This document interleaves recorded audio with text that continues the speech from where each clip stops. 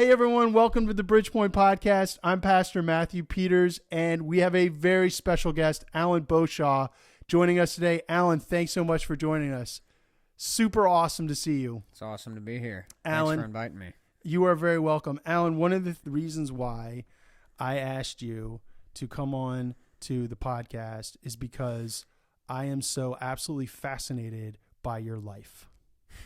I find you one of the most remarkable people that God has brought into my life in recent memory. And I mean, you have so many traits that people need to be exposed to, but good ones, right? And the thing that I think is most important is for people to have hope. You had this shirt that said Hope Dealer, and I'm like, you gotta put the emphasis on it, right? Hope Dealer, right? Yeah. And I was like, you know what? That is an accurate description. Yeah. I was like, and just learning about your background and where you came from and then who you are today, bro. Yeah. Hopeless dope dealer to a hope dealer, bro. Absolutely transformational. You are not the man that used to be, and now you bring hope to people that wherever they are, because of Jesus, and Yahweh, right? Yeah. We'll get to that, right? That they do not have to stay there. Right.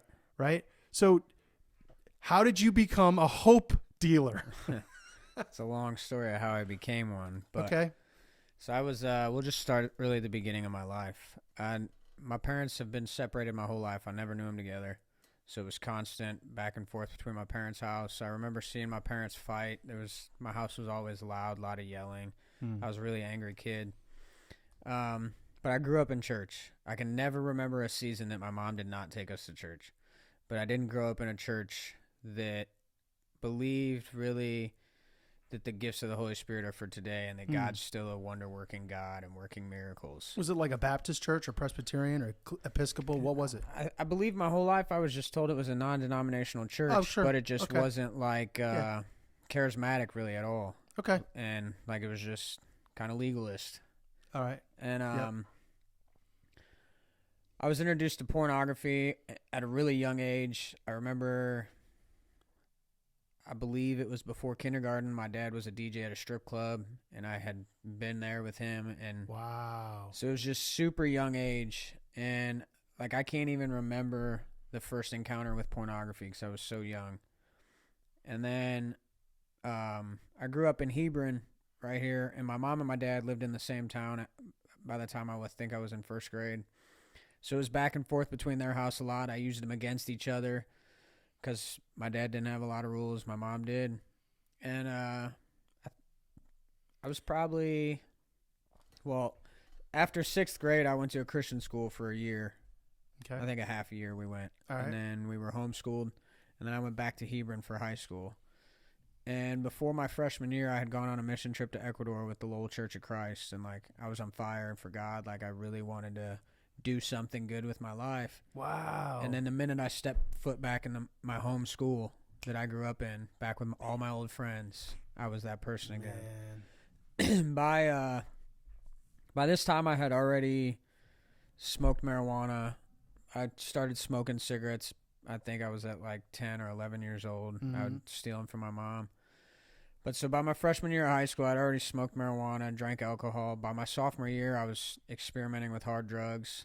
And then by my junior year, I was a full-blown cocaine addict. November of my junior year in high school, you're doing coke. Yeah. That's an expensive habit. Yeah. Okay.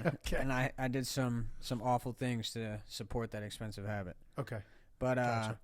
November of that year, my mom and the man who I knew as he was dad, but he was my stepdad. Right. They were getting a divorce after 16 years of marriage. Oh. Also, my uncle is being sentenced to prison for murder. Also, my grandma died. My dad's on his way home from Iraq. So, like, that November of my junior year was just a life-changing, world-rocking moment in my life. And I remember the downfall after that. Like, that's probably about the point that I became a full-fledged cocaine addict.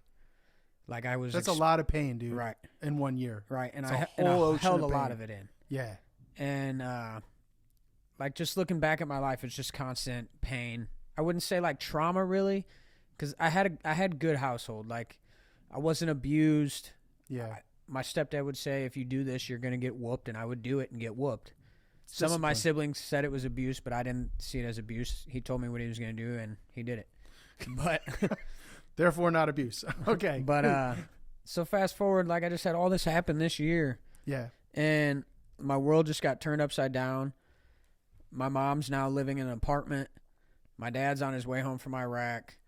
So the one that was the DJ, Yeah. he was also in the military? Yeah. Okay, cool. He did. My dad served 25 years, I believe, in the National Guard. Wow. And he was overseas 3 different times. He was in the early 90s for the Gulf War. Yeah. He was in Afghanistan 04, 05, and then he was in Iraq 07, 08. Wow. And so by this point, so I lived with my dad till he left for Iraq. Mm-hmm. I moved in with my dad my freshman year of high school. Yeah. And that's when, like I said, things started going downhill. I lived with my dad, didn't really have any rules, but he left for Iraq. So I was back with my mom. But then my mom is going through this. My dad's on his way home, so I go back to my dad's house. And I didn't really talk to my mom much. And it was the following year, January, I had just left Minnesota because that's where my uncle lived, where he was being sentenced. And my mom and my grandma were up there, and I left to come back home. And that night I got arrested for possession of cocaine. I was 17 years old. It was 3 months before my 18th birthday. I got arrested Super Bowl weekend, so I remember watching the Super Bowl sitting in juvie. And at that point, I'm in the military already because I joined when I was 17 years old. Okay. So I left for basic training the summer before or the summer after my junior year. Came home. That's when I started to have all those issues. And then the summer after my senior year, I left again for my other training. But so through that time, I had they didn't kick you out? No. So they didn't. The Army didn't find out about that. But during that time, I had also failed a drug test in the military for marijuana. Oh, okay. So now I'm going to. It was an old guy. There was like a group of 5 of us. They called it like drug classes or whatever. Mm-hmm. So he was signing 2 papers for me, one for the county for cocaine addiction and one for the Army for marijuana. And so I leave that summer, and before I left, it was a super crazy summer. Like I was full-fledged addiction. I had met my son's mom, and we were just living a crazy party life. And so I leave that summer, come back home, and I got discharge papers in the mail. I was kicked out of the Army. Oh, you were. So somebody messed up and sent my papers downstate, and they weren't supposed to, saying that I failed and I was getting kicked out. So it was real that you failed, right? Yeah. Okay. But because I went to rehab, I wasn't supposed to get kicked out. Oh, okay. So they reached out to me and they said, "Hey, those are false discharge papers. You're not kicked out." And I said, "Too bad. I got them in my hand. I'm done." And like, mind you, the military is my lifelong dream. From as early as I can remember, I wanted to be a soldier. Mm-hmm. I wanted to be a Navy SEAL, Special Forces. That was my dream. And so at this point, I'm out of the military. And by that fall, I had become a heroin addict. And I was addicted to heroin for, I think, 6 months. And living with my sister and a buddy in an apartment. And then that January... Can I ask you a question? Yeah. Which would you prefer, to be a heroin addict or a coke addict? Neither. Neither. Okay. I'm addicted to the Lord now. These things. Okay. So I've never taken cocaine. All right, but I've taken speed. Right. And people were like, "Well, if you like that, you'd love cocaine." Essentially the same. So my view is that if I ever touched cocaine, it would totally consume my life. Yeah. Right. The only reason I started doing heroin is... But I don't like heroin. It makes me sick. Yeah, the only reason I started doing heroin is because I was working with my sister. She was my midnight manager at McDonald's. Uh-huh. And I would watch her stay up all night doing it, and it was way cheaper than cocaine. But I remember, I spent that doing heroin all night at McDonald's? Yeah. That seems not fun, but right. Go ahead. I spent that Thanksgiving by myself, sitting on a couch, just doing heroin by myself in a house. Wow. And so, I'm very adamant that I don't spend Thanksgiving alone anymore. Cool. But, so fast forward a little bit, January, I find out my girlfriend's pregnant. And this is through addiction and everything. She's only 17 years old, and I'm about to turn 19. Wow. And so she tells her mom, and her mom like locks her in the basement, doesn't let her go to school, is trying to convince her to get an abortion and all this. So I keep partying. February 21st, 2011 was the last time I ever did heroin. And I called my mom that day and I said, hey, I'm ready to come home. Like, come get me. I'm done with this life. I go back home, and then it's probably a couple weeks, and my mom gets a hold of her mom, and we talk, and we end up keeping the baby. Lived with my mom for a little bit, go through, and then by March the next year, me and Tori and my son have our own place in Valpo. We have a trailer that we live in. And that was just a toxic relationship. Neither of us were happy. I didn't treat her right. It was just a bad situation. And so we ended up splitting up in 2013. But through that time, like, we were both still dabbling with things we shouldn't have been. And so 2013 we split up, and that's when me and Sammy started talking again. And I have known Sammy since I was 12 years old. We went to my junior prom together, and we went separate ways after that. Okay, cool. But so we started talking, and then we drifted apart the summer of 2013, and I relapsed and started doing cocaine again. And then me and my sister were really close, and I started talking to this girl that lived at the halfway house with her, so I figured I might as well get sober since I'm talking to a girl that lives in a halfway house. Okay. So this goes on. I'm clean. December, me and Sammy start talking again and get back together, start dating, actually. And I'm trying to change my life, like turn my life around for my kid. I want to do better. I want to marry this woman. So we lived with her mom in Crown Point for a little bit because my brother at the time was selling drugs out of our house there in Chesterton. So I didn't want to be there because I was trying to get my kid more. And it was probably by March, me and Sammy had moved back in there, and my brother moved out. And we had a super rocky marriage from the get-go. Like, it was fighting, constant fighting, a lot of drinking. And it was toxic from the beginning. Like, we weren't close with God. We both knew who God was. We had both grown up in church, been a youth group and stuff like that, but we didn't have a relationship with God. And it was just toxic. The summer of 2015, Sammy left for the summer, and like, she told me she didn't want to be together anymore. I thought we were getting a divorce. And we reconciled that. We had gone to, the biggest thing through all this is every time I had a problem, I went to my mom. Because my mom had a relationship with God. So I knew I needed God, but I didn't want that relationship. So I just used my mom as my Holy Spirit to help me through it all. It's fascinating. And she legitimately would. I mean, she would sit At least down you with got me, a cool like, mom, right? Right. You got a cool my mom's mom. the second greatest woman in this world. That's next to awesome. my I wife. can't wait. I want to meet your mom. But Wow. so she'd help us through stuff, and we got back together. And by October of 2015, we found out we were pregnant with Remington. So that was awesome. We had 2 miscarriages in our first year of marriage. And so this was awesome because we didn't think we could have kids. And so her pregnancy with him went pretty good. I mean, we still had a drinking problem. I still had a porn problem from when I was a kid, like still holding on to all these things. Wow. I got all this baggage that I just still carry with me. Yeah.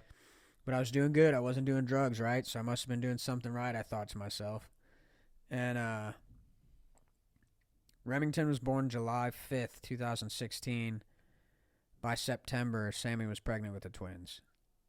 So Remington's only 10 months older than my twins. Wow, that's quick. Yeah, so they were born in May of 2017. Man, dude. Yeah. And then that following year, 2018, I left for Japan for the Army for a month. And me and Sammy had some real big issues in our marriage. We just weren't seeing eye to eye. Things weren't going good. We were on the verge of divorce. So August, I'm in Japan.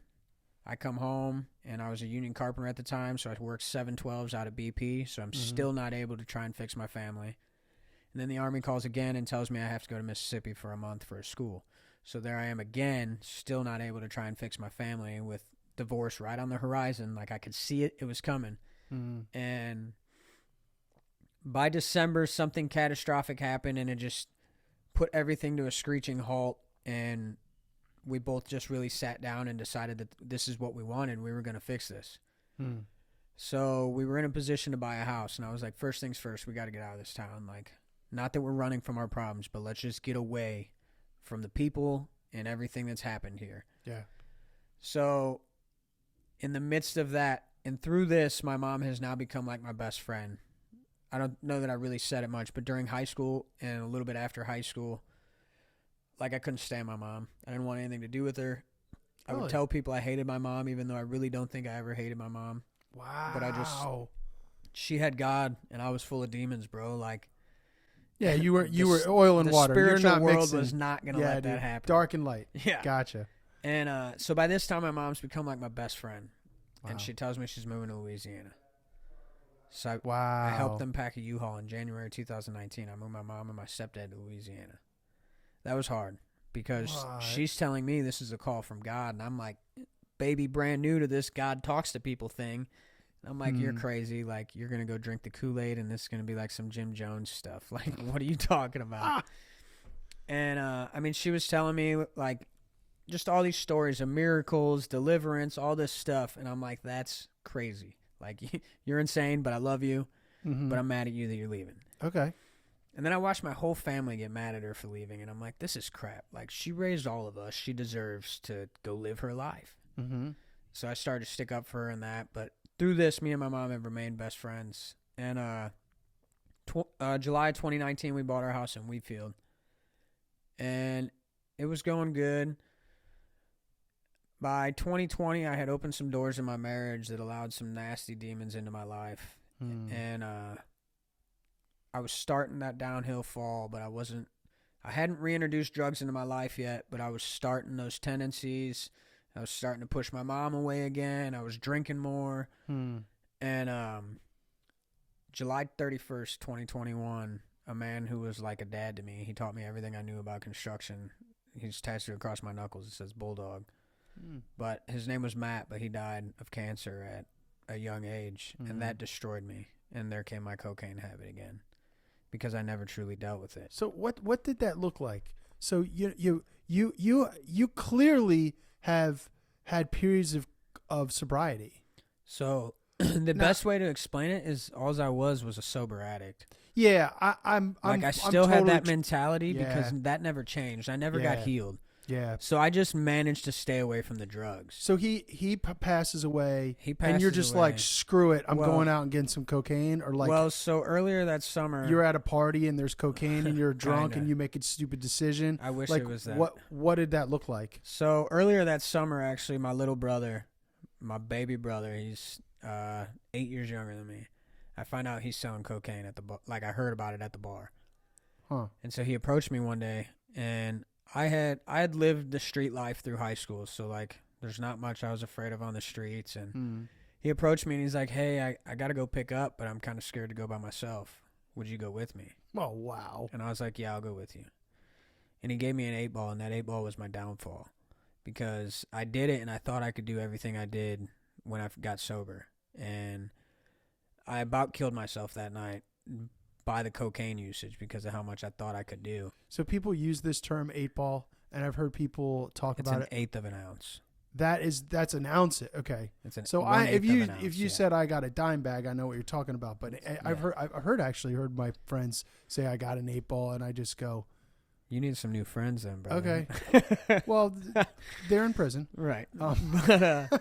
So he gives me that, and even my wife was like, this is crazy. And I gave it to my buddy. I said, dude, get this away from me. I don't want this. This is going to ruin my life. And why did he give you an 8-ball? To thank pay you? Me, yeah. Because he couldn't give you cash? My brother was lost, bro. I'll tell you now, my brother's a youth pastor in Phoenix, Arizona. Good for him. But he was lost. Cool. He's lost. He found. Good. I got it. Roger that. So wow, I leave for the Army again. Gives you cocaine as payment. Yeah. Oh man. I leave for the Army again this summer, and I'm gone. I think it was 6 weeks down in Georgia.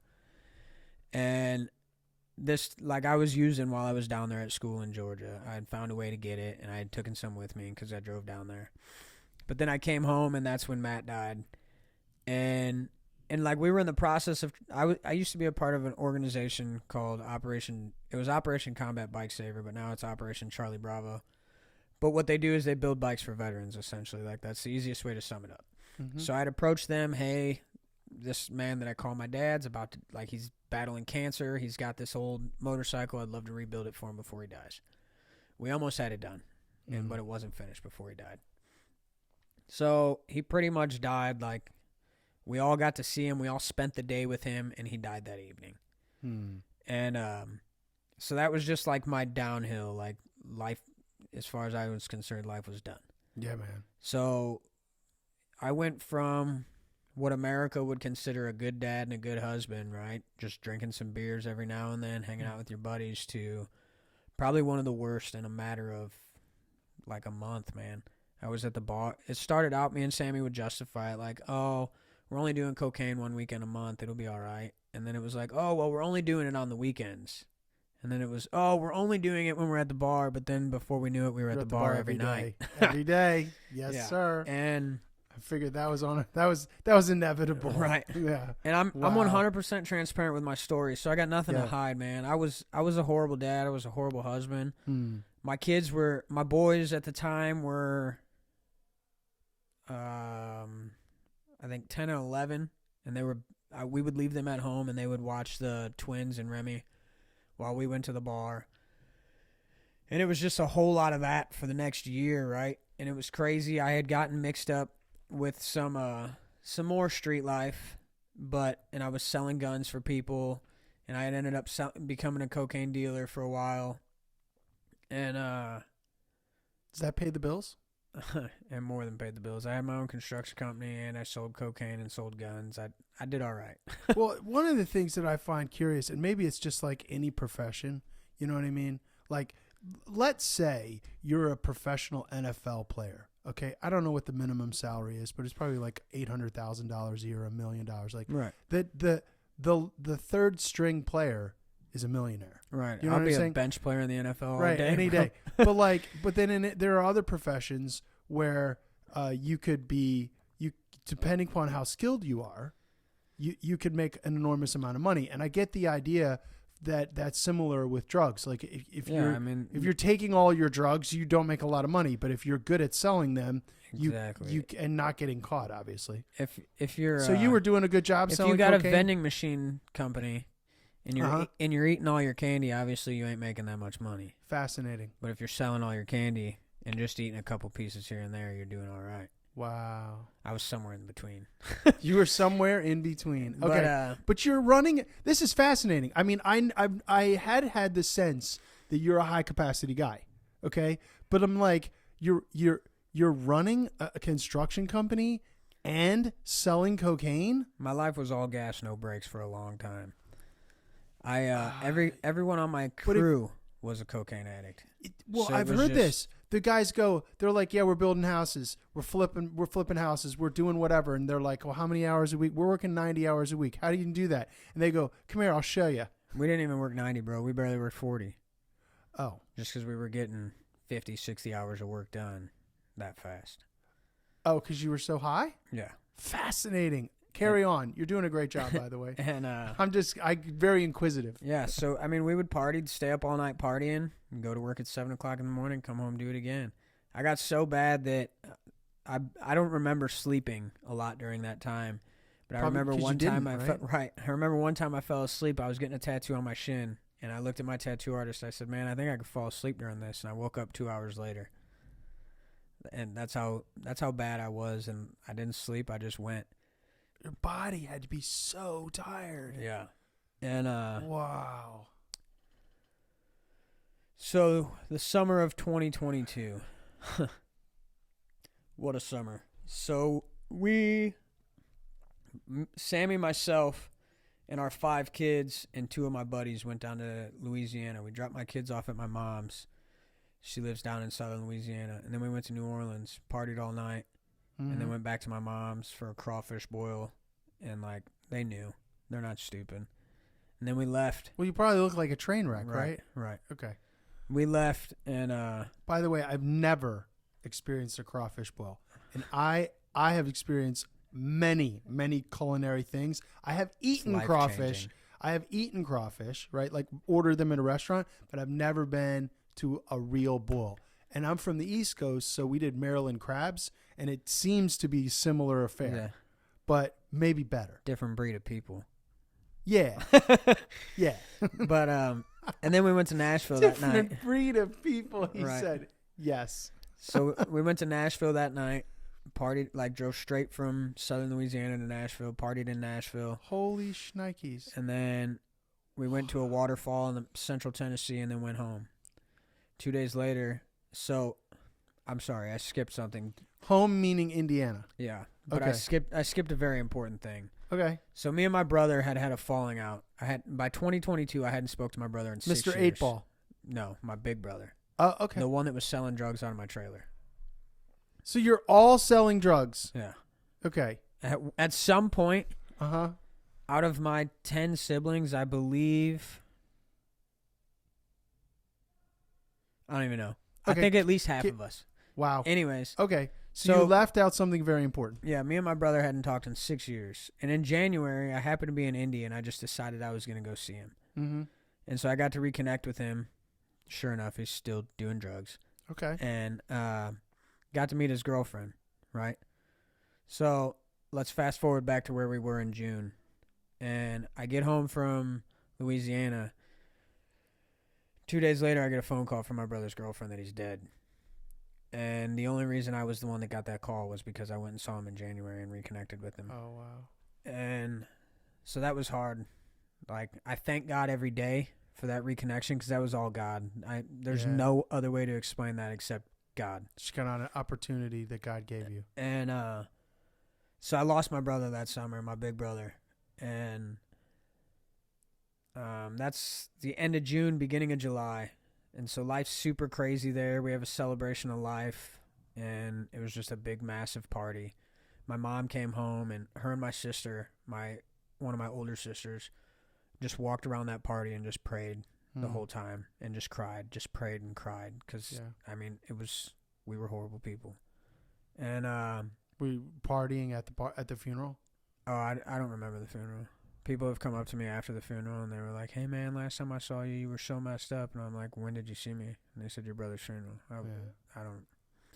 So not proud of it. But. So it was funny. My grandpa died when I was 17. Yeah. And I had not yet been to a funeral yet.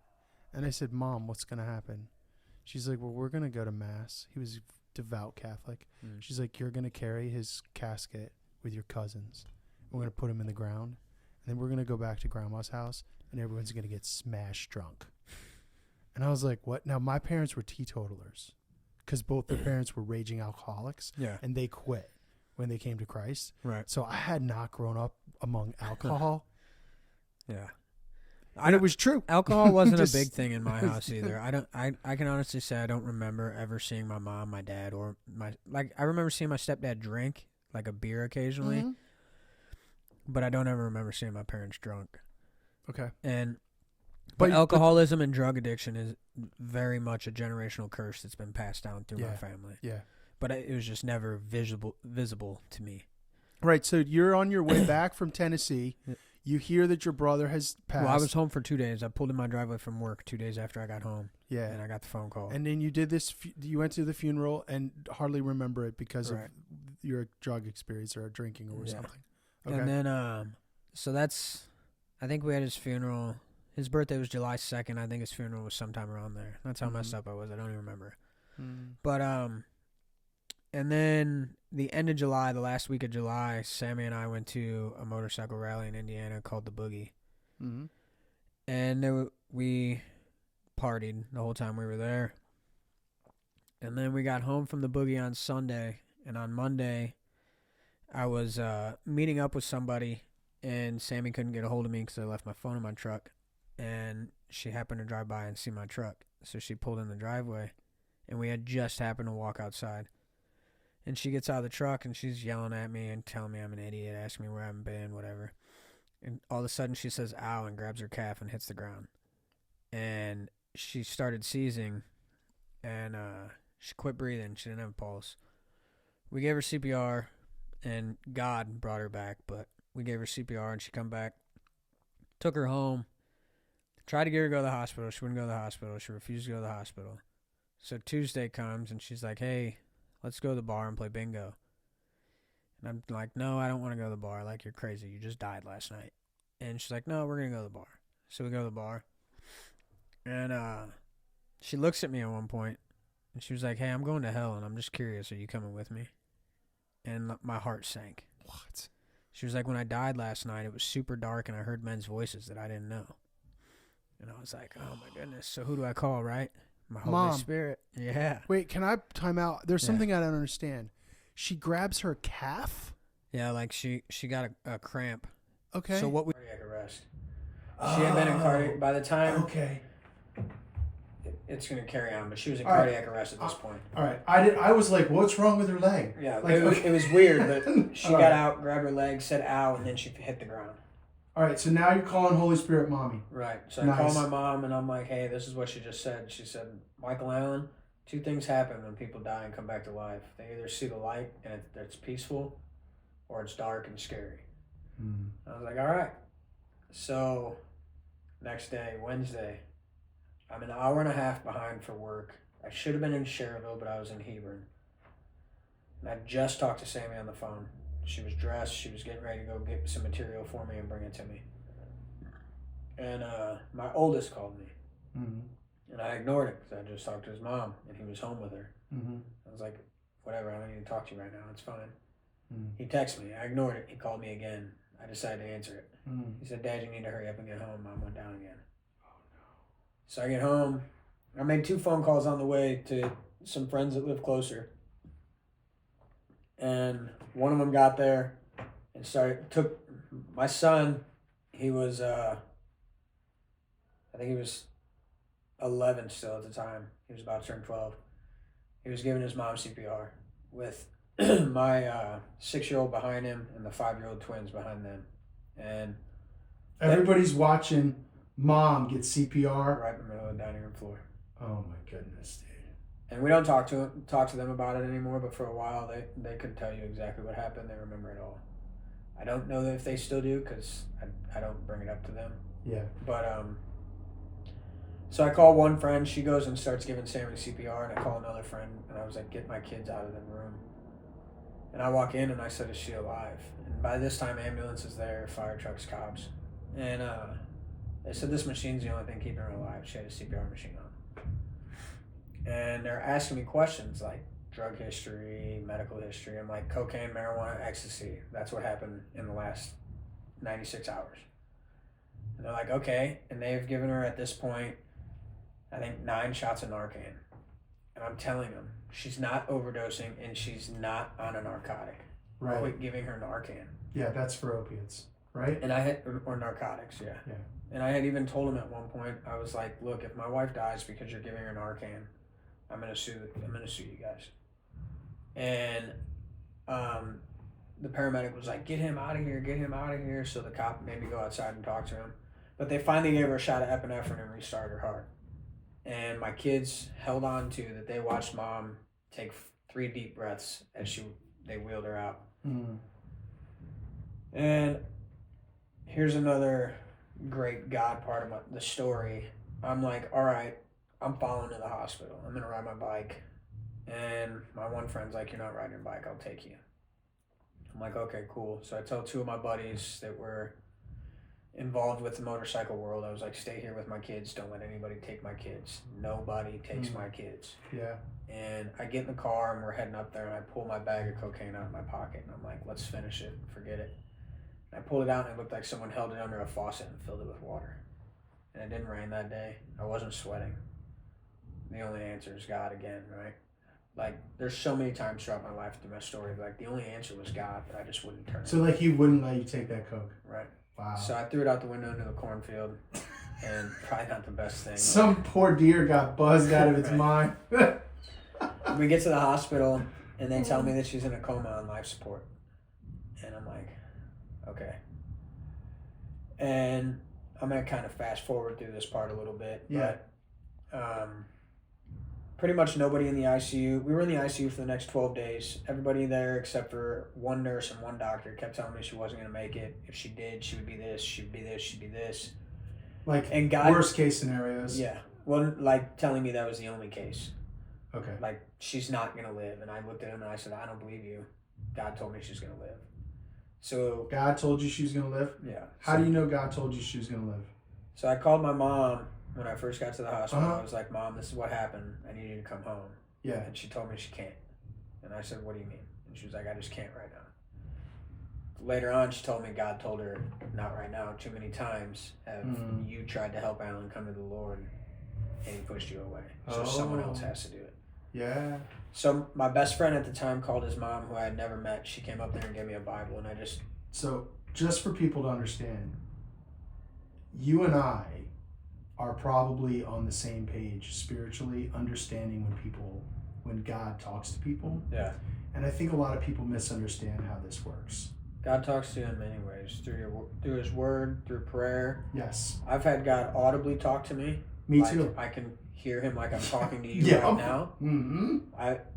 I believe that a lot of that, like when I'm in silence with myself, like the thoughts that come through my head are sometimes the Holy Spirit prompting me things and telling me things. So when I say God spoke to me, that's what I'm referring to in this moment. Is it was like, God told me inside myself that Sammy was going to live. And so I've likened it to people that, everything you just said was like awesome, very, very well put. Another way that we could think of it is that, like, each person has a conscience. Yeah. So like if you did something wrong, you have this thing in your conscience that you feel guilty about it, right? Well, what's that? How do you know that you're guilty? You just know. Yeah. And we're like, what do you mean you're guilty? What does that feel like? I don't know. I'm just guilty, okay? I just know it's wrong. I just know, I know. Or like flip it to the other way. You do something that's right and you feel a sense of peace. Right. What do you mean you feel that was good what I did? I'm so glad I did that. What do you mean you feel so glad? Who told you that was good? Yeah. Right? So for me, that's the closest thing. Obviously, I've heard God audibly. So my thing with the conscious, though, is that, like, I believe that's the Holy Spirit. Yeah. And for someone who doesn't know, that's the best way to explain it to them. Yeah. But Jesus Christ also told His apostles that us having the Holy Spirit was going to be better than them having Him. Right. And I feel like that's me walking with Jesus every day. He's right there inside me. He's my conscience, as the worldly view on it is.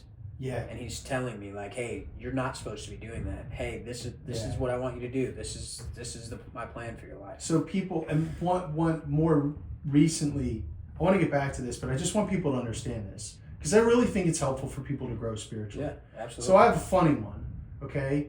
And it's funny because it's really like almost comedic, right? My daughter, when she was 14, she's 19 right now, okay? She wants a dog. And I say, not only no, but blankety blank no. Right? And so eventually she comes to me and she says, there's these people, they have this really nice Bernedoodle and they are looking to rehome it. It's only like not even a year old. It's like almost kind of a puppy still. Like, can't we please, pretty please, Dad, can I get the dog? I'm like, what did I tell you?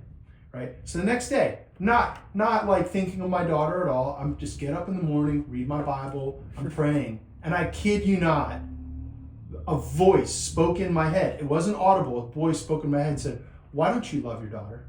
And I was like, I knew it was God speaking to me. Yeah. I was like, I do love my daughter. Then why won't you give her the dog? And I said, because the dog is going to be hers. And then it's going to be mine. And I don't want the dog. And I go, and then she's going to leave, get married, whatever, leave house, and she's not going to take the dog because the dog's going to get attached to me and my wife. So I don't want the dog, and the dog that I don't want is going to become mine. So I don't want the dog, so let's not get the dog, okay? And God says, you have this. I said, she's only going to be here for like 4 years, God. And I said, and then it's gone. And I said, that dog's going to live like 18 years or something crazy. And I'm like, I don't need the dog for 12, okay? Right. And God says, you have this all backwards.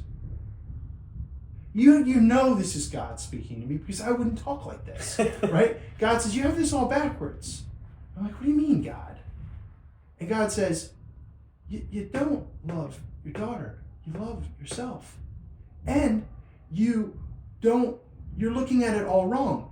You think, oh, she's only going to be here for 4 years and then I'm going to get the dog. He goes, how about this? You get to have the dog with your daughter for the 4 years that she's here so that she knows that you love her. Yeah. And I was like, crap, we have to get the dog. And God's like, you do have to get the dog. Now be obedient. We got the dog. So that is just one of dozens of ways that God speaks to you. Yeah. So you had this experience with God. And from and your mother had experience with God. He's speaking to you. Oh, yeah. This is exciting stuff, dude. So from that day forward, God will continue to speak to me to this day that we sit here right now. And wow. So my best friend at the time calls his mom, who I've never met, but I'm running the streets with this dude. Like, we're raising hell together. And his mom had heard about me. And she shows up and hands me a Bible. And I just looked at her. And she was like, God told me to bring this to you. Yes, he did. And I sat in the parking lot of the Porter Hospital. Wow, bro. And cried and held that Bible in my arms. And during that time, God spoke to me. And he said, Alan, I'm going to promise you that your wife's going to be all right. But I'm also going to promise you that you're going to see her the way you saw her on your wedding day, every day that she lays in this bed here. So I held on to that. And every time I would go in and look at my wife, I didn't see, you've seen the pictures, I didn't see what those pictures show. I didn't see her full of tubes like I saw my wife on my wedding day. And yeah, for people who for people who have not seen folks who have been in the hospital, they're almost sometimes not recognizable. Right, absolutely. Yeah. There's people that had met her for the first time because my mom had some people from her church come, which is now the church we attend, Livingstones, and they prayed over Sammy. And when they met her later, they didn't recognize her. But so during this time, Ron Johnson's your pastor? Yeah. Yeah. So I asked him to be on the podcast. Yeah. You can go tell him. We're trying to figure out a time, so you can be like, I was on the podcast. You can't do. That'd be awesome. Do it, man. He's amazing, isn't he? Cool. All right, keep going. So, it's about a weekend of just watching her battle, man. And when she woke up from her coma, she couldn't talk. I'm like, God, you told me she was going to be all right. There's no way you would have saved her and resurrected her from the dead for her not to be able to tell this story. Like, I know she's going to talk. The first time she spoke, she looked at me and said, my back hurts. So I'm like, you knew how to talk this whole time. But, so at one point when my mom came home a week after we're in there, and she brings those people from Livingstones. Back in 2015, when I was trying to save my marriage, I attended Livingstone's marriage class, and I went to an encounter at Livingstone's, and I met a man named Jerry Harvey. Okay. 2019, when my stepdad left for Louisiana, he reached out to Jerry Harvey and said, hey, my son's really struggling, like, if you could just be there for him. And he said he'll reach out to me when he's ready. Fast forward, 2022, wow. Sitting in a hospital room. My mom had just gone to Honduras with a bunch of people from Livingstone's, and one of them she had just met. His name's David Santana. She had asked him if he wanted to come up there, and he said, I got this wedding, but I'll leave the wedding and I'll come up there and pray with him. She said, okay. And Jerry Harvey was at that wedding. And David Santana was like, hey, this lady that I just met in Honduras, like no names, nothing. This lady I just met in Honduras told me that her son and daughter-in-law are in the hospital and asked me to go pray for them. Will you go with me? And at first Jerry was like, no, like that's not my thing. I'm sorry. Like, I don't like to. And Jerry saw David starting to leave a little bit later, and he was by himself. So Jerry walked up to him. He said, you're going by yourself? And David said, yeah, I am. And Jerry's like, all right, I'll go with you. On the whole way up there, David was talking to Jerry about divine appointments. Okay. Jerry Harvey walked into that hospital room, and I heard his voice, and my heart sank. And I had been thinking about calling him all day. Oh, wow. And he had no idea that it was me up there. Wow. And so I just watched these people pray over my wife and just love on me and my wife, and they didn't know us other than what my mom had told them about us. And so fast forward another week, we're getting ready to get out. My wife's dancing up and down the hallway, carrying her walker in front of all these people that said she'd never live, never walk, never talk. And I have videos of her dancing down the hallways in the ICU. Wow. And so we leave. That next Sunday, I take her to church, and I introduce her to Jerry Harvey. And Jerry called his wife, and he said, you're never going to believe who I just saw. You remember that girl that was dead in the hospital bed a week ago that I prayed over? She's at church. She's here. That's awesome. So after that, we were regularly attending Celebrate Recovery at this point, and like my life didn't get easy right then. right? Like, I'm like, cool. I'm no longer. So I guess I left out that God delivered me from addiction while I sat in that hospital room with my wife. Like, He took the desire away. I haven't had a drop of alcohol or a drug since I walked into that hospital. You don't have an interest in it anymore? Not at all. See, that's a supernatural thing because 100%. we know people that will struggle for the rest of their life wanting that.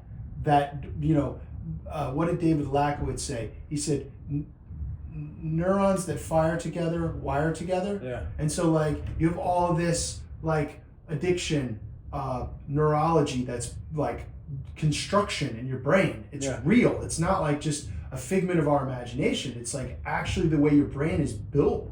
And, like, God changed that. Right. And I wish I could say, like, that that's there amazing. is I wish I could say there's a one way for every addict to get what I got, and there's not. It's not like I can't sit here and say you have a void in your heart that God's not filling. That's why you struggle with addiction still, because that's not the case. Like, right. God will set everybody free if they come to Him, but there's some that will still battle that.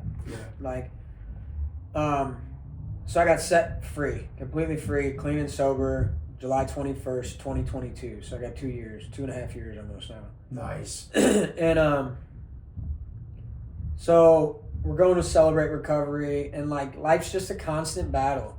I thought when I got sober that life would get easier, right? Because I'm not spending all this money on drugs and alcohol anymore. My finances didn't get better.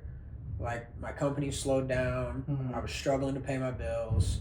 I was having to take care of Sammy because she didn't go to inpatient rehab because it was in either Chicago or South Bend. And I was like, that's far away. We just can't. So I was taking care of her for about 6 months. And then in October of 2022, I cut my stomach open with a grinder while building a motorcycle. And so I went to the ER to get it stitched up. And they had to do a CAT scan to see if I cut the muscle. Yeah. And the doctor came back in and he was like, did you know that you have cirrhosis? I said, I don't even know what that is. He said, it's a liver disease. He said, do you do drugs and alcohol? I said, I used to. I've been sober for a couple months now. And he said, well, son, you got the worst case of cirrhosis of the liver I've ever seen in my life. Oh, no. And I was like, so what's that mean? Am I going to die? He said, well, you need to go to a doctor. And I'm like, I'm not going to a doctor. I never went to doctors. I hated them. And so I prayed about it. I'm laughing at you. I prayed about it for 3 I'm not months. laughing near you. I'm laughing at you. You are so funny. I prayed about it for 3 months. I finally went to the doctor in January because my mom kept telling me to. Yeah. I walked into that doctor's office. They took my blood and did some imaging, and she said there's not a trace of cirrhosis left in my body. What? Yeah. Glory to God, man. He set me free. Wow, dude. That's incredible. So that's 2 miracles, and I believe everything comes in 3s, right? Okay, I'm ready for the third. Let's go. So my boys at the time, my youngest boys, they're 5 and 6. And we live on a farm. We have chickens, everything, goats, pigs, whatever. Yeah. And there was a couple chickens that had drowned in the pond. And I pulled them out and threw them off to the side because they were dead. Mm-hmm. And my boys had just watched the movie The Girl That Believes in Miracles. Okay. So they picked up this chicken and they said, Dad, we're going to pray with this chicken. I'm like, all right, that's fine. For an hour and a half, they prayed over this chicken until it came back to life, and they brought it to me alive. Oh, but come on, man. Chicken today, bro. Wow. All the glory to God. Dude, this is... You know what's so cool? Is that God even cares about your kid's chicken. Right. You know what I mean? He wants to reveal himself to the... That's up their faith from here. Well, their faith was here, right? Mm-hmm. And then Mom got raised from the dead. Yeah. Dad not being sick didn't really register to them a lot. Yeah. But then God raised this chicken for them. Like, and they're like, what? Right. The amount of faith that these boys have. And how old were they again? 5 and 6. Oh, they're young. Yeah. Wow. They're 7 and 8 now, man. and those boys are on fire for the Lord. One of them gets baptized on Sunday. They stand in my living room, throw their hands up, and praise and worship for hours on end. Like, these boys just love the Lord. Yeah. One of the things that so this is more about you, but I just want to share something. When I was a little boy, my parents were charismatic Catholics, and I remember Mom praying over me in tongues when I was like 2. Mm-hmm.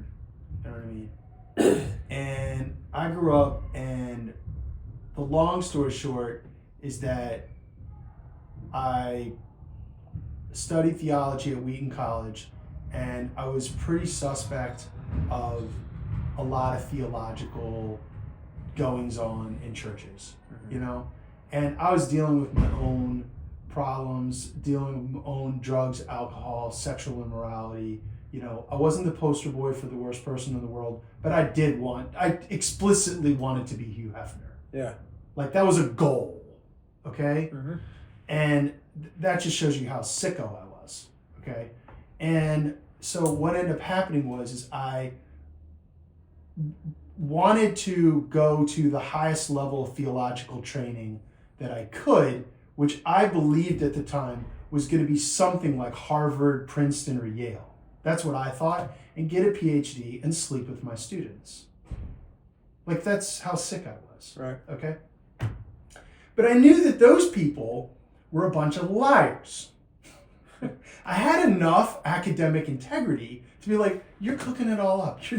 You're a bunch of liars. Like, you're not doing good theology. You're just, you suck. You're right. And I knew this, but I wanted the prestige, right? So I said, okay, how can I split the difference? So I said, all right, I don't know what I'm going to do. I'm going to go to Westminster Theological Seminary. I'm going to make my parents happy.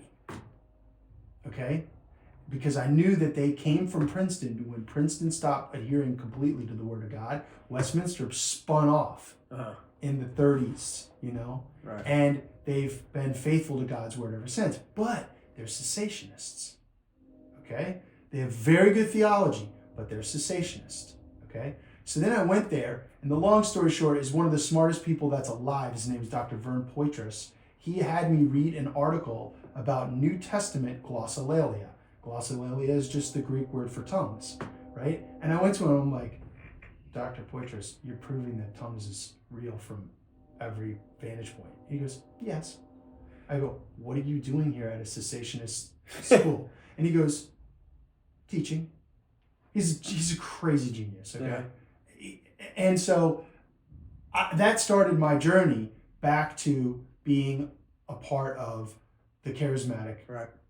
Right. I'm reformed in my theology, but I don't wear it like a swastika. Right. I know that God is sovereign. In fact, He's so sovereign that He establishes my choices. What? Read the Westminster Confession of Faith. For all you people out there that are like radical, like God's sovereignty people, if you read the Westminster Confession of Faith, you understand that God establishes, not abrogates, secondary causes. Look it up. So anyhow, so here I am, right? And I'm this reformed guy who wants to be charismatic. I don't have a home. I probably never will have a home, right? Some people would say that I'm not really reformed. I'm not truly reformed. Well, those people, in my opinion, they should wear it on their sleeve like brown shirts, like swastikas, because that's my humble opinion. But why am I telling you this? I'm telling you this because I know this is like the Trump weave, okay? I'm bringing something in, all right? Your kids, as well as anyone else in history, experience a sign and a wonder. Yeah. And it is a positive thing. Yeah. Unless and until we have that God moving in our midst, church is going to be boring. I hate to be like blunt about it. Church will be boring. We will not see it as relevant. You're not going to stop your boys from worshiping God because they saw Him raise the chicken. Right. And they will not fully understand the impact of the healing of their father or their mother. That's probably just something they're like, oh, that's cool. We got mom and dad back. They tell everybody that God raised their mom from the dead. They know that. Right, because they saw it. Yeah. Wow. So God gave my family 3 amazing miracles in the beginning. Yeah, dude. So where one thing I don't hugely struggle with is faith. Naturally, because I received so many amazing miracles in the beginning of my walk here. Right. So like when I start to struggle with like, oh God, are you going to provide for me financially? I'm like, wait a second. He always raised my wife from the dead. Why wouldn't He? Like, I received one of the greatest miracles any human on this earth could ask for. Yes. Why would He not? Well, here's the other thing. And I'm just going to go there, okay? Like, if people are mad about this, fine. Okay, the scriptures say that God directs the king like a watercourse. All right? Donald Trump was just elected, all right? And this is not a pro-Trump speech, right? But he said something really interesting. He But said, MAGA. "What's that?" I said but MAGA. But MAGA. Okay. So he said before he was elected that he believes that God saved his life, and he said in his acceptance speech that he thinks God saved his life. Yeah. And now he has a moral obligation to God to do a good job. Yeah. When was the last time you saw someone stand at that, we'll call it a pulpit, in front of this country and say God's name? If they Not were, in they were vain. just posturing. Not in vain. Right. They were posturing. He Yeah. was not posturing. He knows. It's been he turned his decades. head, and he even told the story about how he wasn't supposed to say that at that time, and he turned his head because it was wrong, and because of that wrong thing, he's like, that all was out of my control. And now, okay, so I'm going to tell one brief story, and this story, I want this to go back to you, but this is about you, okay? I'm mentioning Trump, I'm going to mention me, we're going to come back to you, All right. okay? And I'll just go to the punchline. You're alive and you have purpose because God wants you alive. Right. Absolutely. So when I was a kid, I was playing up in a barn, and it was dark, and there were like owls and crap up in this barn, and I wasn't paying any attention. I was looking up at the rafters, and seeing all the stuff up there, and I heard Matthew. And then I was like, what? And I went out of the barn because I thought it was my father. Right. Went back in, Matthew. Thought, again, you can't make this stuff up. I think I was like 14. And then I went back into the barn and I heard, Matthew, stop. And I stopped and I looked, and there was this 6 foot by 6 foot hole in the floor, and I could not see the bottom. And it was like, I was like 1 foot away. One more step and I would have toppled in. I ran running all over trying to find my parents, and I'm like, did you guys call me? No, they were in the farmhouse. It was like a couple 100 yards away. Yeah. And they were like, we've been in here just chatting. And I'm like, what? And I told them the story. They said, there's no one here for miles. Everyone's in town at a big party. And he goes, if you had fallen down into that pit, it's 4 stories down. And he goes, and it was supposed to hold hay. He goes, we cleared it out yesterday. You would have fallen to your death to a concrete slab. Sometimes, Alan. But God, right? Yeah, but sometimes I question if God wants me around. Sometimes I think I'm just screwing it all up. And I'm sure that all of us think that. I'm like, dude, you are alive for a purpose, man. Well, the reality is sanctification's a process. Dude, He has His plan for you, bro. Yeah. But we'll spend, like, if we sit here and think about the fact all the time that, like, oh, I keep screwing up, I keep doing this sin. Mm-hmm. The reality is we're going to battle this flesh as long as we sit inside this flesh. Yeah. Like, it'll be a constant battle. So if we sit here and beat ourselves up over the mistakes of sin that we make, like, I'm no different than anybody else that walks the face of this earth, other than that I believe that Jesus Christ died for my sins. But I'm still just a selfish sinner, just like the rest of them. Right. I just seek repentance through God. Yeah. And, like, during that whole time frame that I just spoke about, like, essentially 16 years of my life, I'm 32 now, so I was 30 when everything happened with Sammy. 16 years of my life was an addiction, man. And, like, I was just so hopeless. I just wanted hope. I can remember that feeling of just wanting hope. And I remember I was this emotionless, hard-shelled, nobody can hurt me. Yeah. I love to fight. I love to wreak havoc. I was a fighting fool. And I'm sorry. But I remember going home every night and dealing with who I really was. Because that's not the man God created. Wow. That's the man the enemy turned me into through doing what he wanted me to do. Yeah. So every day I had to go home and battle that I was this hardcore dude on the outside. But deep down inside, I'm a soft-hearted, tender-loving, God-fearing man. And I cannot tell you how many times I wanted to take my own life while I was in addiction because I couldn't deal with the dissonance. Right. The difference of who I was. It's dissonance, man. And wow. So I was such a hopeless individual, just seeking hope anywhere I could find it. Whether it was drugs, alcohol, the street life, whatever it was. I was just seeking that hope. And there was glimpses of hope throughout my life. Like that time period where I wasn't using drugs. Me and Sammy were attending a church here in Valpo regularly every Sunday. Like we were regular churchgoers, but I was a Sunday Christian. Like, I went to church on Sunday and that was it. And so God literally took me and my wife and plucked us right out of the gates of hell. Like, we were sitting at the gates of hell. Literally. Right. And he picked us up. Your wife is kind of like got as close as one possibly can without staying. Yeah. And That's Sammy amazing. will tell you the story of the second day she died. She says it's white, so bright that, like, she doesn't, like, staring into that light, she said would give it it doesn't even touch how bright it was. And she said she was at peace and she met Jesus and spoke to him. What? And he told her that I'm not done with you here on this earth. Your Go family back. needs you. It's time for you to go back. And she said she fell from heaven, and when she hit the ground and woke up is when she came out of a coma. That is when she woke up from her coma. Check this out. Okay, this may mean nothing to you, okay? But there's this man, his name is Gary Habermas, and he's actually the world's leading scholar on the resurrection and the historicity of Jesus. Okay, he's at Liberty University.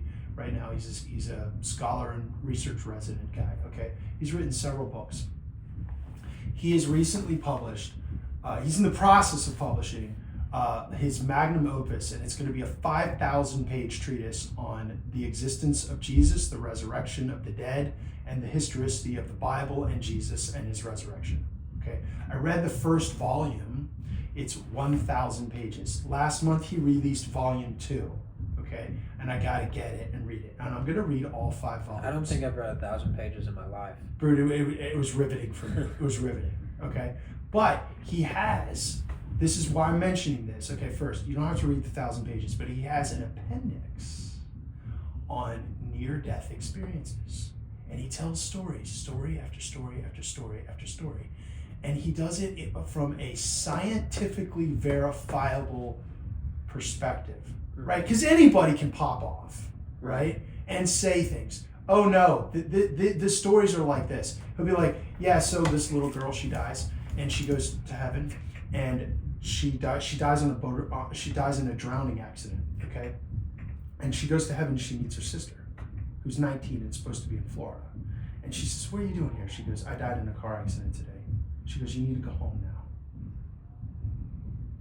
Little girl goes back and she wakes up and she goes, Mom and Dad, it's really sad. You got me back, but big sis is dead. And they're like, what? I met her in heaven, sure enough. Wow. Or someone goes to heaven, and on their way the angels take them to heaven, and they like go up through the hospital, and they can read the code on the top of the machine in the next room where someone is getting a surgery. Right. And they come back and they go, just look at the top of the machine. It says X_53535. Yeah. And they're like, what? How did you see that? It's like 6 feet up in the air. They laid in a bed. They never saw it. How did they know that? Last one. Okay, I just love this crap. So he goes, girl dies, she goes into heaven, and she sees a red tennis shoe on the roof of the hospital. And when she comes back, they go, how do we know that you died and went to heaven? She goes, just look on the roof. There's a red tennis shoe. I saw it in the wake going by. But God. Right? But God. And then your wife, she goes and meets Jesus, and Jesus is like, come back. Boom. Right. These are real. They are not ridiculous stories. Right. They are real. I hate to use the word scientific because that's been totally abused, particularly in the last few years. Okay? But scientific is supposed to mean that you discovered something about reality and that you can describe it in a reasonable way that other people can look at and test and verify. Yeah. Right? Dude, your wife went to heaven. She met Jesus. She went to the gates of hell and she heard voices and came back. Yeah. This is one of the coolest stories I've heard in a long time, bro. Yeah. You're doing great. So we got 3 miracles that fall, right? But then God starts to reveal to me my calling through my sister that's 16 months older than me. Okay. So my sister had been living in addiction at this point for about 11 years. Yeah. Heroin, meth, back and forth, Oh, constant. wow. And I get a phone call that my sister's being trafficked out of a hotel on Klein Avenue. And I'm like, what do I do? Do I go back to the old man and go shoot this dude? Yeah, that's exactly what you want to do. Or wow, what do I do? So I spend time in prayer. I call my mom. Good choice. Mom packs up, Two comes good home, choices. and we go there and try and get her, and she quit answering the phone. so I couldn't figure out what room she was in. I sat outside that hotel for 5 hours that night, just waiting for somebody to come out of a room. Yeah, nothing.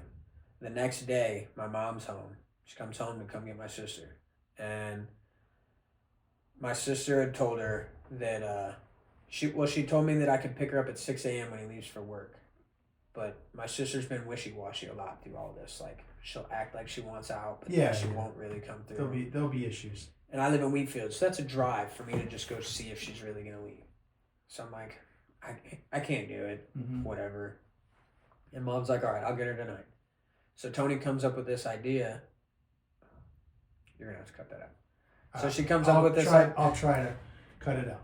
I can do it. So she comes up with this idea that she's going to drink as much as she can to get the courage, because that was the only way she knew she would have the courage to leave. Wow. And he would always make her take somebody with her if she went anywhere. So she goes to Walmart, gets a half gallon of vodka, and proceeds to get drunk. That's a lot of vodka. And when he got home from work and got in the shower, she stole his truck and went to the truck stop, called my mom, and I told my mom to go get her now. So my mom shows up at the truck stop and she's not there. She had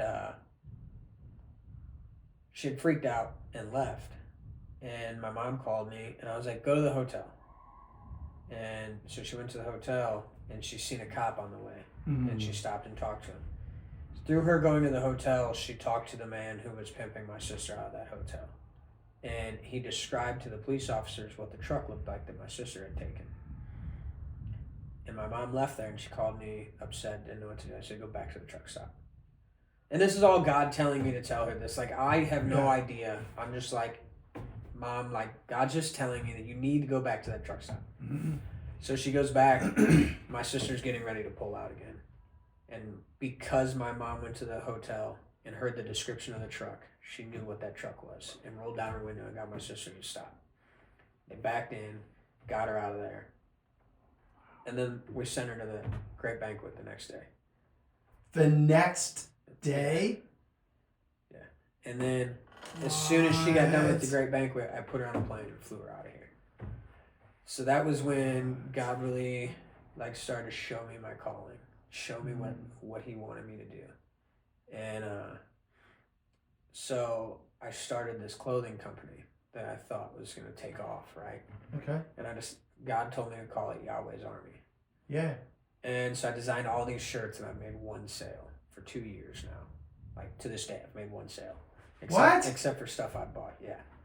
And so it was just kind of not moving, and I'm like, God, like, you told me this is what I was supposed to do. What's going on? Okay. And he kept telling me it's your turn to make the next step. And I didn't know what that meant. Like, I just really didn't know. And things were coming to an end. I was getting ready to get out of the military after 15 years. And I'm like, okay, I know God's calling me to get out of the military, because I'm sure that's going to be a question a lot of people are going to ask. Why'd you get out after 15 years? God told me to. That's the only answer I have. Okay. God told me to. Because I was no longer going to be a soldier for the United States Army, but I was going to be a soldier for God. Okay. So I get out of the military. And then I talked to my mom and told her about this vision that God had given me for Yahweh Army, and that I was going to rescue trafficking victims. And my mom had the exact same vision as I did. Like, I had mine written down, and I had showed Sammy, and while I was talking to my mom said the exact same thing that I had written down, pretty much. Confirmation, yeah. So God gave her the same vision. And fast forward a little, like, life's kind of been not very exciting over the last 2 years. Like, we've been steadily attending church. For all the non-believers out there, life doesn't get miraculously easy when you give your life to God. If anything, it gets harder, because why would the enemy want to attack you when you're running with him? But when you're running at him and fighting him, he's going to attack you every single day. Wow. Like, you're on his team when you're living in the world. He doesn't need to beat you up all the time. Right. And so, I mean, my kids are still kids, so I mean, there's still issues with them listening, being obedient. Me and my wife are still a married couple. We're still selfish sinners just like everyone else. So we still have our arguments, but we have God through it all. Yeah. And we turn to God through it all now instead of the drugs and alcohol. My wife also has been sober 2 years. We have the same clean date. But so when the storms happened, the Hurricane Helena, God told me I was going, and I didn't know what that looked like. At first, I was just like I got a heart pull to go, and then the next day, God was like, "No, you're going. It's not just a heart pull. You're going." Mm. And so I'm like, "All right, God, I'll go." So I put out this post, and I think it's just going to be me and one truck. Like, I'm just going to do this. I've been doing everything myself for all these years because I don't rely on people because I'm Mr. Independent, right? Mm-hmm. And then God... You are, by the way. You are. And then, you're a tough dude, though. It's okay. Next thing I know, I got 2 more people on my team and another truck and trailer. Next thing I know, my team is 15 people, and we're heading down to North Carolina, Tennessee border. Wow. But before we left, my mom had come into town, and we were talking, and I was like, "Mom, I'm not feeling any clarity on where I'm going exactly or where we're going to stay. Like, there's so much confusion in this, and I don't understand why, because God's not a God of confusion. Like, is the enemy just trying to stop me from going? Was this the enemy telling me to go the whole time? Like, what's going on here? I need some confirmation." So she's like, "Well, let's pray." So we prayed just for clarity. 2 minutes after we got done praying, I get a phone call. Yeah. And that phone call led me to the people we stayed with.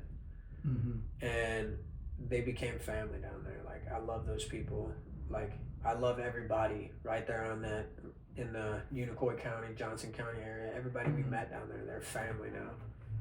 And so I take this team down there without a nonprofit, like OCB, Operation Charlie Bravo, who I mentioned earlier. He helped me out, and we used his nonprofit. Like, he was super awesome about it. I love Nice. Jason. So he was like, he was an umbrella for you? That's and great. he went with us. Like, nice. It was awesome having him there. Cool. And I love when people do that, by the way. Yeah. That's awesome. It was, and that was kind of something I was trying to get, because I wanted commercial donations. Like, I wanted grocery store, big store donations. Right. But I needed a nonprofit to be able to give them a tax write-off. Yeah. We ended up only getting one big donation anyways, and it was water. But so I went from being one truck and trailer to my truck and trailer, another truck and trailer, a truck and a flatbed trailer full of heavy equipment side by side, a truck and a dump trailer full of water, a truck and an RV, and then a Yukon and a trailer, and then like a cargo van. Mm-hmm. And that was our team. And then we had and we had another truck, my buddy Paul, we had another truck that pulled a kitchen grill trailer. So we were able to make meals for him while we were down there. That's fantastic. And we had like some onesies and twosies that stopped in and helped us that were from Indiana and also had like the desire to go. Yeah. So in a week and a half, we raised enough money to cover everybody's fuel. And yeah, that was going to be a hefty bill right there. Yeah, and more donations than I could take. Before I came here today, right now, as we talk, my truck sits out in the parking lot full of donations. Do you know what's crazy is that we talked, right? Yeah. And I really, really wanted to support you, and I got sick. Yeah. And I got the flu. I was out for a week. Then I was like, and then people were pummeling me and asking me all these questions. And I'm just like, I can't. And then I felt bad. And then even seeing you today, I'm like, he probably thinks that I'm like a total loser because I didn't support him. But like, no, dude, God took care of it all. That's awesome. Right. That's so. I'll never think that about anybody, man. Because just because it's my vision from God, and my calling that God has sent me on, just because I'm the vessel that God is using for that mission, right, doesn't mean that everybody else is called to support me, whether it's monetarily, donations. Like, how do I know what you're donating to? All I have to say, for all I know, God's got all your finances spoken for going to another place or something like that. You know what I mean? I just wish everyone had the attitude and the insight that you have. I can let you know most do not. So all the glory to God, bro. Because that ain't me. That ain't me. Well, good. I mean, you just never know. Yeah. You know what I mean? So carry on. You're doing this work. So we go down, come back, and we were there for a week. We fed a bunch of people. We delivered a bunch of donations. I had a team up in the mountains, pretty much cutting up trees, clearing driveways the whole time. Mm-hmm. It was just an amazing experience. And I told all of them, because I was the only one on my whole team that had ever been on a mission trip. Mm-hmm. So I told all of them, I'm like, this is going to change your life. Yes. Whether you want it to or not. Yes, it will. And I had some non-believers with me. Yeah. But I told everybody, I said, this is going to change your life. You're about to see things that you can't unsee. And I can't promise you what you're going to see. because the best news source out there, X, was saying that there's dead people on the sides of the roads and everything because, I mean, TV news wasn't really covering it. So Twitter's like blowing up what's really going on out there. Yeah. So we were seeing some. Have they put up Starlink yet? Yeah. So that was one thing we did. We delivered a bunch of Starlinks everywhere because Elon Musk unlocked it. And then he's flipping the bill right now. And then there's a politician, I believe it was. Don't quote me on that, but my friend from down there, she was telling me, who, when Elon stops paying for it in January, he's going to flip the bill till June. So there's a guy down there that's going to pay for every Starlink that's out there until June. Oh, foot the bill. Yeah. Pay the bill. Right. So Elon is paying for it, and then this governor guy. Well, he's not paying for it because he owns it. He just unlocked it, but yeah. Yeah, but that's amazing. Yeah. I mean, like, say what you will about him. Right. Like, I will say what I will about him. I think he's a free speech warrior. I think that he's been damaged by the leftist agenda with his child that has been dead named now. Yeah. And basically the people who want to steal free speech and want to hurt people in our country hurt the wrong dude. But at the same time, that's my opinion.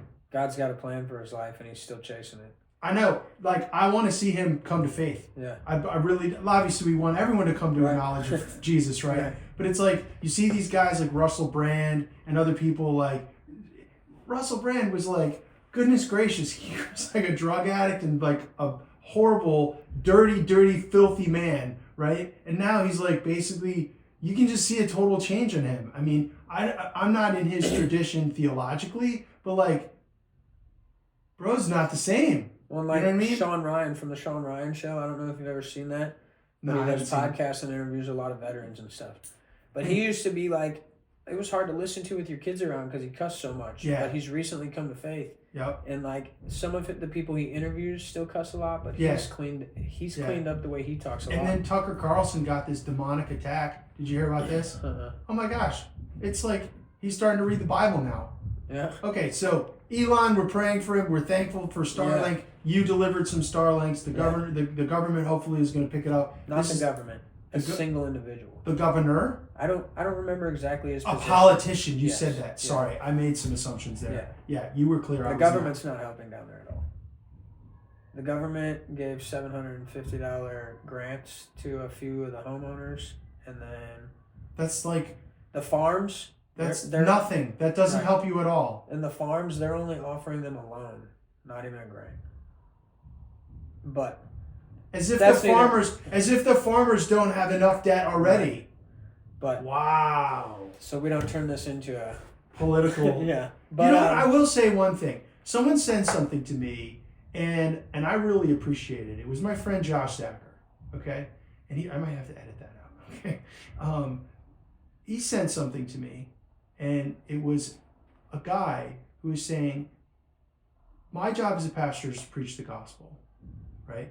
But in this day and age, things are becoming clearer and clearer and clearer between what is biblically supportable and what is not." Yeah. And he's like, and I will not trumpet a particular candidate, right? But I will talk articulately about what is correct, moral, godly, right? And so a lot of these things we can speak freely about, you know, and if it's associated with an individual, we are associating that topic with that individual. Right. We are not saying that Elon Musk is awesome in everything that he does. Right. What we are saying is that that it was a travesty that the government didn't support that, which we are supposed to have funds for, right? And that Elon Musk stepped up and did something about it. Yeah. Right? Those are, as you focus like a laser beam on these things, we can speak clearly with clear consciences on these issues. Right. And people may label us as political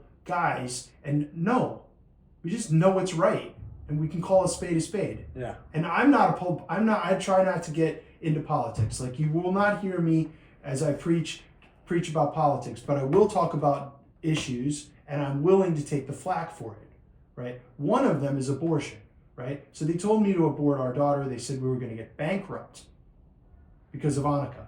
Right. They said she's going to have all kinds of birth defects. right? Well, we went to the March for Life for the first 6 years of her life. I keep a picture of her when she's a little baby holding a sign that she had in the stroller that said, "Doctors advise my abortion, I march for life." And I've had people leave my church because I gave that testimony. And you know what? I don't care. Good.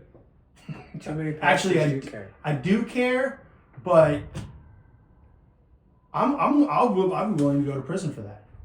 Like fighting for what is absolutely right, and that is not actually strictly a political comment. That is strictly a truth thing. Right. So, yeah, okay. So I told you that I was gonna not talk so much, but I got excited when you were talking about these things. So you where are we in the story? You went down there. People's lives are gonna be changed. Yeah. So we came back, and I just really felt that this wasn't done. Hmm. And at this point, I'm a union operator, local 150. My dream job, right? I finally got it. God said, "You're done. Leave." So I come home and I got fired. And I restarted a construction company. Okay. And I'm like, I already knew why God wanted me to, because He needed me to have the time to be able to put into this and trust that He was going to provide for me financially no matter what. Mm. So we felt that God was calling us to go to Florida. So we started prepping to go to Florida, and things just didn't line up. Like, the financials didn't come through. The truck that we had taken to Tennessee had a crack in the rear end, and it's not fixed yet. So I wasn't able to take that truck to Florida, and it just didn't line up. You mean move to Florida? No, like take a load of donations to Florida for hurricane relief down there. Oh, okay. I'm sorry, I got lost there. Sorry. Yeah, you were clear. I just wasn't understanding. So it just didn't come through, and I don't know if maybe we were just super excited and wanted to keep going and help, and maybe that just wasn't God's plan for us, right? And there's no maybe. That wasn't God's plan for us. That's right. And once we sat down and really figured it out, it wouldn't have really been wise. I wouldn't have been a good steward with the money had I gone to Florida, because it was going to cost me like close to $2,000 just to take one trailer load of stuff to Florida. Hmm. I feel they would have been better with the money than a trailer. You know what I mean? Like, it just didn't make sense. So I start really thinking, I'm like, this needs to be a nonprofit, because I can't lean on other nonprofits if I'm going to do this. So who do I call? My mom. Mom again. Dude, I love your mom. She's awesome. My mom, so the board is myself, Sammy, my mom, my stepdad, my buddy Nick, and our friend Kaylin, and my sister, one of my sisters, Nettie. So we make this a nonprofit, apply for our 501c3 status, everything, the whole 9 yards. And through coming up with our mission statement and everything, we decided what we were going to do, because the original calling that we felt God was calling us to was trafficking, anti-trafficking, rescue trafficking victims. Yeah. So we decided that this was just going to be a disaster relief organization, right? Because trafficking is a disaster. Trafficking is a real disaster that happens all over the world. Yes, it does. So in our disaster relief organization, we do natural disaster relief. Mm-hmm. We do homeless ministry. And we are working on getting lined up to be able to help some of the battered women's shelters get stuff they need. Mm-hmm. And then we will build an anti-trafficking task force through time. That one is the most intricate, because there's a lot more that goes into that. That's actually very complex for women. Yeah. And dangerous. Right, and all we have to do is look to the story that you told us earlier of how there was all kinds of connections that you had there, which should have eased the process, and in fact, it remained very complex and challenging. Yeah. I mean, just imagine, people don't understand. They're like, why can't you just stop it? You're like, it's really complex. Yeah, and people don't understand that it's right in your backyard. Like, I promise you, there's trafficking happening in Valparaiso right now while we sit right here. Guarantee it. It's everywhere. Yeah. And so we make this a nonprofit, and we've been just busting our butts for the last, I think it's been 3 weeks now. I feel like I'm just going nonstop again. Mm-hmm. And we're going back to North Carolina, Tennessee the second week of December to take them Christmas, and we're taking a construction crew to start helping rebuild. Nice. And we're gonna, like we were just talking today, we want to, before Christmas hits, we want to try and give every homeless person in Northwest Indiana a pair of shoes, a blanket, a toothbrush and toothpaste, and a Bible. And just continual, like, just helping in every way we can, and just being the hands and feet of Jesus, and just sharing the love of Jesus with these people, and sharing the gospel, because that's what saved me. That's what pulled me out of my hopeless hell that I was in, was the love of Jesus Christ. There was a question I got asked a couple of weeks ago, and it was, what's something that showed God's mercy for you during a moment where you felt the most lost or forgotten? And it was that moment when he saved my wife, because I remember how lost and forgotten I felt. Like, my brother's dead. A man who was like a dad to me is dead. My mom's moved across the country. Like, I felt like I had nobody left. Me and my dad didn't really have a relationship anymore.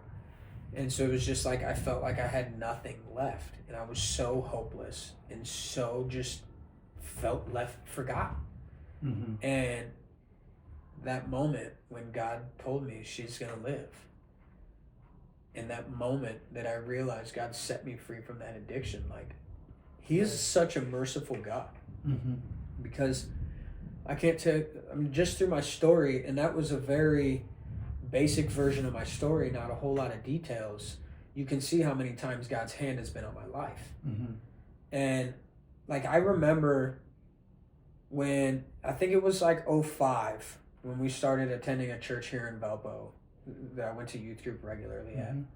And I remember like listening to Switchfoot and like David Crowder Band and like all of them that were big back then, right? And if I hear any of those songs come on now, like, my heart breaks. And I didn't understand it. And while we were in Tennessee, I was telling one of my buddies about this. I'm like, man, my heart just breaks whenever I hear that music, because I used to have that relationship with God. I used to be on fire for God.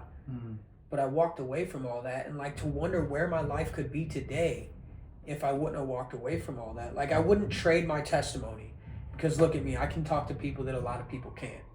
Because the way I look. Like, and I have an amazing testimony that's going to save so many lives. My testimony is going to do so much for so many people. So I wouldn't trade it for anything. But it just makes me wonder, like, what way my life would have went if I would have stayed on fire for the Lord. And it breaks my heart. And my buddy looked at me and he said, you know why it breaks your heart? I was like, no, dude, like, I don't understand it. And he said, because that's how God feels every time we walk away. And it's just God showing you how brokenhearted he is when we walk away. And that rocked me, bro. Like, that rocked me. And I'm just like, holy cow, like, that is so good. Because that's so real. Like, God is so brokenhearted every time we walk away from him. But he's such a merciful God, and he gives so much grace that every time he's like, come on back, my child, I love you. Come on back, my child, I love you. It's the prodigal, it's not the prodigal son, it's the merciful father. Right. He's like looking for you to come home, running to you. Yeah, and he's a polite God. He just sits there knocking on the door. He ain't going to kick it in, even though he could. Like, when people say, I finally found Jesus. No, you didn't, bro. You were the one lost, not him. He was right outside the bedroom door the whole time, bro. I know, it's a figure of speech. You're really bringing it to light, though. That's really good. You found Jesus. Come on, man. You're the sheep that he went and picked up and brought home. And I can say that because I was lost, bro. Wow. Joe Nestor, in one of his songs, he says, I praise God with the same two arms and the same two hands that I used to shoot dope in. And, like, that is so real to me. And I typed it up one time on my Facebook, but I changed it. I said, I praise God with the same two arms and the same two hands that I used to sling dope with. And I tagged Joe Nestor in it. And he commented back, and he said, that's awesome, bro. Like, I'm so glad this song helps you out. Like, and probably the biggest turning point in my life, after I gave my life to Jesus, because I was still, like, super rocky, didn't understand. And, like, music's a big thing to me. Like, I love music, but it also takes me to a time and place. Like, I used to listen to a lot of Jelly Roll. And from what people have told me, he's starting to change his music around to become a little more godly, although he's still not, like, a Christian artist, but he talks about God a lot more. And they're like, you should Right. listen to it. And I'm like, yeah, but just Jelly Roll Yeah. takes me to sitting at that table. And I can't do that. So I That's- stopped listening to music for there's a 3 connection. months, bro. Right. Because I'm like, I listen to gangster rap, country rap. Like, Yeah. I don't want to sit here and listen to worship music. That's lame, is what I said, right? And I found a couple bands that were Christian, that were Yeah. rap or country rap style You music. like it. And I started listening to it. Yeah. But bro, once I stopped listening to all secular music Mm. and just filled my head with godly music, It's different, isn't it? yeah. But Yeah. now I don't even listen to that music anymore. I listen to nothing but worship music. Like, That's good. occasionally I'll listen to like the Christian rap and stuff, but like when Yeah. I go to turn on my Spotify, it's like Brandon Lake, elevation worship, Yeah, dude. like I actual love worship Brandon music, Lake. bro. Love Brandon Lake. And I used to think it was so lame, and I'm like, this is the Well, greatest music ever. It's Like, because you were resisting the Holy Spirit. yeah, You know, like I was preaching the other day, and it said in my notes that we are going to be lost without whatever it was. And then I said, I just heard myself go, yeah, dude, if you're this, that, or the other, you're heading up the river with a boat, no paddle. And then there were a few people who knew Cypress Hill, and they were like, and then I was like, it was like deep inside my soul, and I said, don't ask me how I knew that. And the people, there were a lot of people that were lost. There was only a handful that knew, and I said, the answer is the Sony Walkman.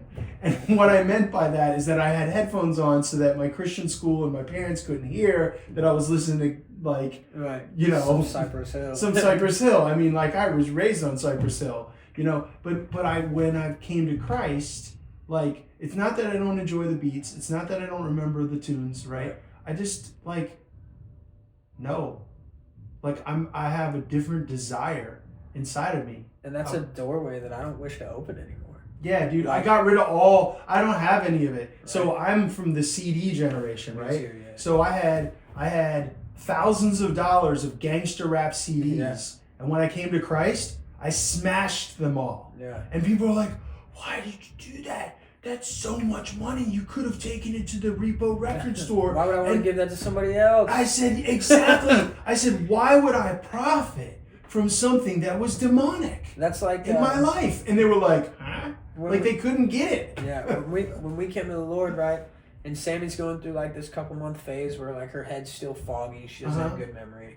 Yeah. And I'm getting rid of everything I can that's demonic, bro. I'm like, I'm cleaning this house. Good for you. Like, I called my buddies when we were in the hospital. I was like, drug paraphernalia, get it out. Illegal anything, get it out. But I come home and I'm like, my eyes are open to a whole new reality. Like, crystals, gotta go. Anything demonic, gotta go. Wicked, gotta go. Like anything like that. And people like, Sammy's like, let's sell it. People like, sell that. And I'm like, no, like this is a doorway I don't wish upon anybody. Like I can show you what this did in my life. Well, and then just to go back to your testimony for a second, like why do you need the money? God's gonna take care of you. Right. Like he's proved this. Yeah. Like, gee whiz, he raised the chicken for crying out loud. Right. To me, raising a chicken is so trivial, right? But it just proves the extent and to him of God's care for your life. It's like, I don't need to sell a crystal. Right.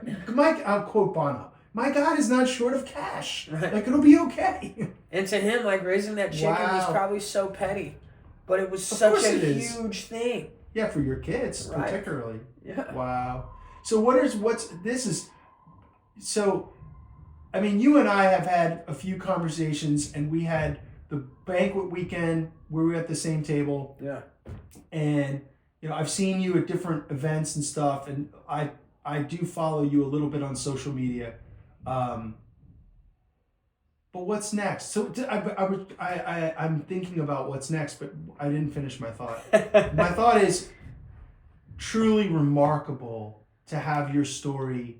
And I know that you could have done the 4-hour edition or the 4-day edition, right? But you tried to make it accessible with just seeing it in one cloth, you know, and getting to hear more detail. Profound. Bro, it's so, praise God. Yeah. So what's next for you? And I guess I would say, and if it's appropriate, and if it's not, just you tell me off, okay? Like, how can people respond? Because people are going to hear your story and be like, how can I give? How can I connect?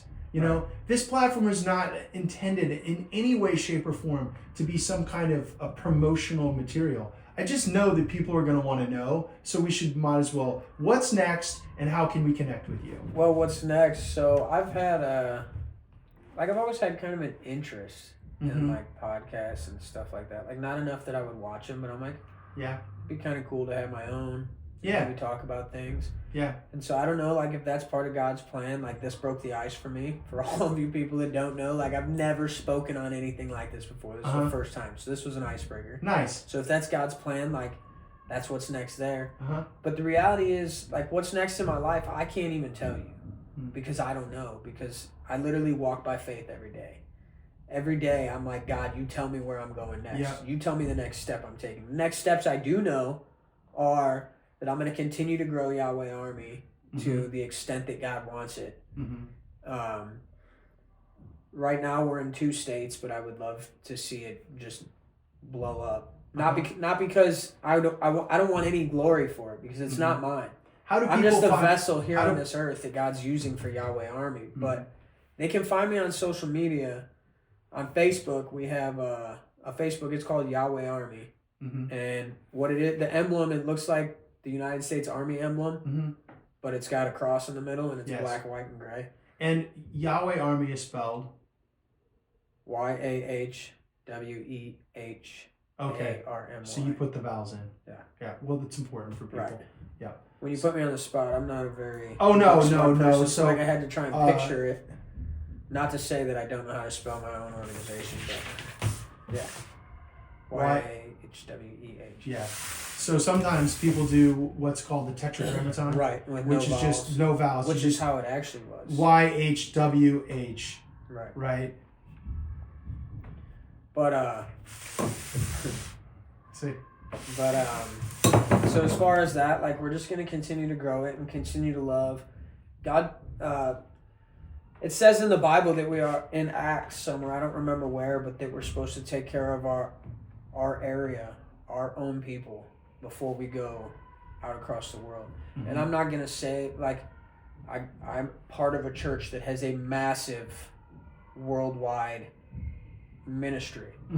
And so I'm not at all saying that that's bad. But what God has called me to do is to take care of right here in America. And I'm going to start by Northwest Indiana. Yes, I've already gone on these missions to North Carolina, Tennessee. Sure. But we are going to do everything we can to help the homeless right here in Northwest Indiana, to help the battered women right here in Northwest Indiana, to try and rescue as many trafficking victims as we can right here in Northwest Indiana. That's what's next for Yahweh Army. I do own a construction company, but it's kind of like the little piddly thing in the background that doesn't really matter because God's going to provide for me regardless. Okay. Like, I just have it. Yeah. That way I have a name to use for the work when the work comes, but I just keep faith that God's going to provide. Like, yeah. I don't make money from Yahweh Army in any way, shape, or form. It's completely nonprofit. None of us are paid. None of us make money. Every dollar that gets donated to Yahweh Army goes back into the organization. We have, not that I'm promoting, but because people are going to ask, we have Cash App and we have Venmo, and they're both just Yahweh Army. Okay, so people can connect with you that way. So if they want to help support this Christmas thing that you're doing, they can do Cash App and Venmo, Yahweh Army. And if they find us on Facebook, there's a couple posts out there.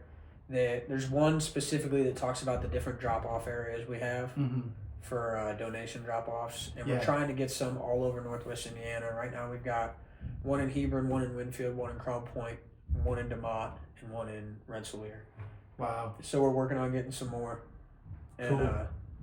We'll see what that looks like, and I'll keep it updated. But I'm just trying to be the hands and feet of Jesus, bro. I just want to bring as many people to God as I can. Like, that's what's next for me, is just to continue the Great Commission and continue to love people and share the gospel with people, because that's what, like you started this out with, that shirt that I wear. The hope was, or I think that one was a Hope Dealer shirt. Just said Hope Dealer. Yeah, I got a couple different ones. I got one that says Slinging Hope. I got one that says Hope Dealer. I got one that says I'm a dopeless hope fiend. I think I've seen that one too. Yeah. Yeah. And, nice. But man, like, I just want to see those people set free. Yeah. Like, I got friends that are still living out there in the world, still doing drugs, still doing whatever. And, like, some of them I can't minister to because, like it says in the Bible, like, Jesus Christ couldn't even preach the gospel in his own hometown. Correct. Because they're so familiar. Yeah. But I'm going to do everything I can to bring everybody I can to Christ because that's what saved me. That's what pulled me out of the pits of hell. Yep. That's what saved me from wanting to kill myself regularly. Wow. Like, I got 5 kids, man. Like, they need me on this earth. And I'm so thankful to God that he pulled me out of that hell. Fantastic. God's got a plan for you, bro. Yeah. It's unfolding right before us. Thank you so much for coming on. Absolutely. Thanks for having me, It was man. a treat. Praise God. It was a blessing. Thank you. All right. Hey, everyone. Thanks so much for joining us. Till the next time we get together, keep your eyes on Jesus. Let's follow him.